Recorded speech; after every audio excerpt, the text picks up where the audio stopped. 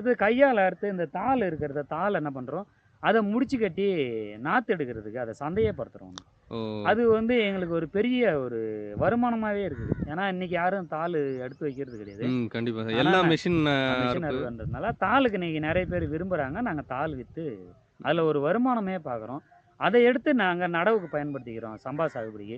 அப்போ ம். கடன் இல்லாமல் அதை அந்த சுழற்சி முறையில் வந்துடும். ஆனால் சூப்பர் சார். கடின உழைப்பு இன்னைக்கு ம். விதை நெல்லுன்றத நாங்கள் பாரம்பரிய ரகங்களை எப்படி கையாளணுன்றத ரொம்ப ஜாக்கிரதையாக கையாண்டு சந்தைப்படுத்துகிறோம். ம்.